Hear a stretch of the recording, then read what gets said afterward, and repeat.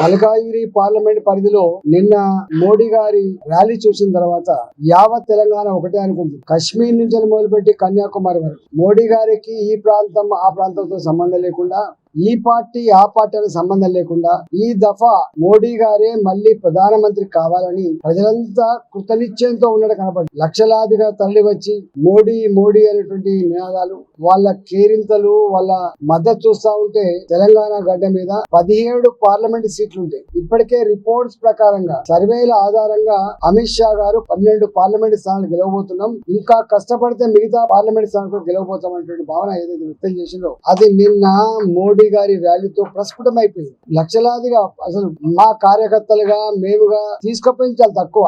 ఎవరికి వాళ్ళుగా కుటుంబ సభ్యులతో పాటుగా చిన్న పిల్లల్ని తీసుకొచ్చి కూడా మోడీ గారికి కిస్ ఇవ్వడము, మోడీ గారికి జై జైలు చెప్పడము, మోడీ గారికి బాయ్ బాయ్ చెప్పడము, ఇవన్నీ చూస్తా ఉంటే ప్రజలలో మోడీ గారి పట్ల ఎంత విశ్వాసం ఉందో, ఎంత ప్రేమ ఉందో, ఎంత అభిమానం ఉందో ఇవాళ అది ప్రస్ఫుటమైంది. తెలంగాణ గడ్డ మీద మొట్టమొదటిగా ఎన్నికల శంకారం పూరించింది నిన్న మల్కాజిగిరిలో. కాబట్టి ఈ పార్లమెంట్ పరిధిలో ముమ్మాటికి ఎగిరే జెండా, కాషాయ జెండా, గెలిచే పార్టీ భారతీయ జనతా పార్టీ. ఇవాళ కాంగ్రెస్ పార్టీ గాని బీఆర్ఎస్ పార్టీ మొన్నటి ఎన్నికలలో ఇక్కడ 7 స్థానాలంటే బీఆర్ఎస్ పార్టీ గెలిచినప్పటికీ కూడా ఇక్కడ ఇప్పుడున్న పరిస్థితుల్లో బీఆర్ఎస్ పార్టీ ఊసే ఎత్తట్లేదు. ఈ దఫా మా ఓటు బీఆర్ఎస్ కాదు, ఈ దఫా మా ఓటు బీజేపీ. ఇలా కాంగ్రెస్ పార్టీ అధికారం ఉండొచ్చు ఇక్కడ, గానీ కాంగ్రెస్ పార్టీకి మేము ఓటు వేయం. కేంద్రంలో మోడీ గారు కనుక ప్రధానమంత్రి అయితే ఇవాళ తెలంగాణ రాష్ట్రం మరింత అభివృద్ధి చెందే ఆస్కారం ఉంటుంది. కాబట్టి ఇలా కాంగ్రెస్ పార్టీకి ఓటేసి మళ్ళీ దరఖాస్తు ఇచ్చి దండం పెట్టే పరిస్థితి రావద్దంటే భారతీయ జనతా పార్టీకి ఓటేయాలనేటువంటి సంకల్పం ఉంది. కాబట్టి